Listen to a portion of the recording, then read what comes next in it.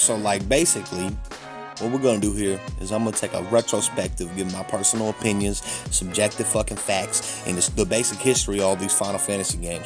I'm thinking about going in order, but as I write the script for Final Fantasy 1, I realize I hate fucking NES games, and I don't want to play them anymore. But we're gonna see how it goes, alright? Y'all just enjoy the video. I'm gonna give y'all the pass can. He's gonna go ahead and let y'all do what you do, man. Go ahead. Go talk to him.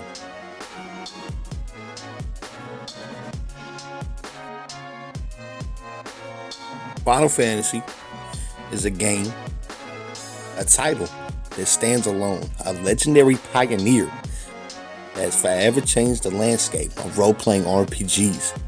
Let me tell y'all the story of Final Fantasy. Alright? Before we dive into the birth of Final Fantasy, let me set the stage for y'all, alright? It's the early 1980s. Video games are still in their infancy, really, and role-playing games are virtually non-existent in or out of Japan, except for like Dragon Quest, really, and that's about the only one. In 1986, a small company named Square Enix, known at the time as Square, was struggling to stay afloat. They faced financial difficulties and were on the verge of bankruptcy. Enter a man named Hirobunu Sakaguchi, a young and passionate game designer who believed in the power of storytelling in games. Sakaguchi had one last chance to make a hit for Square. Sakaguchi, along with a team of talented artists and programmers, began working on a fantasy-themed role-playing game. They aptly named it Final Fantasy, as it could be their last project. You get it, the Final Fantasy, you get it? Yeah, you get it, Playboy? You got it, bro, you got it. In December of 1987, Final Fantasy was released for the Nintendo Entertainment System in Japan.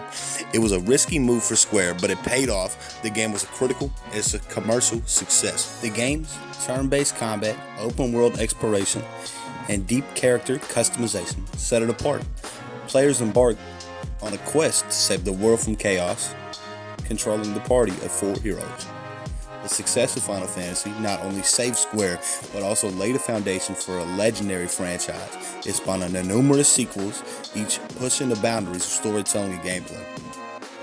Final Fantasy inspired countless other RPGs, introduced iconic elements like chocobos, Moogles, and the unforgettable music by Nobuo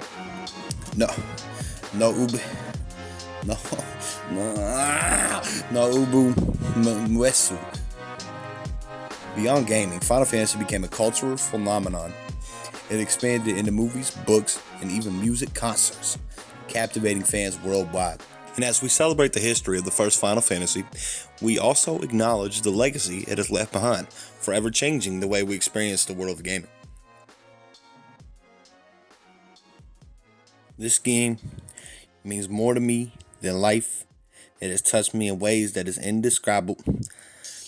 I'm gonna be wrong, I'm just fucking with you. I ain't never played this shit before I start recording this video, bro. Never in my fucking life. So I'm gonna cut that old sappy shit the fuck out, alright? Well, plenty of time for that shit when we talk about, future games.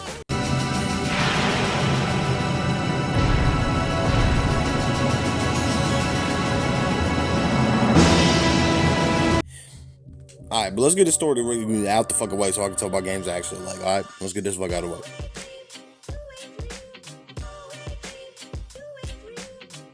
Alright, so in this world, the land is engulfed in darkness as the 4 elemental crystals, earth, fire, water, and wind, lose their light. Chaos reigns and civilization teeters on the brink of collapse.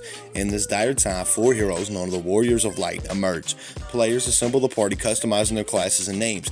The climax of the adventure culminates in an epic battle against Chaos himself, where the fate of the world hangs in the balance. With the determination, bravery, the Warriors of Light prevail, restoring the crystal's light and bringing peace to the world. And that's pretty much it. It's a brief fucking time, you know what I'm saying? But I got a sneaking little suspicion in some future games I'm gonna cover. We might have some longer stories. I don't know. Like, we might have some. It might do something, man.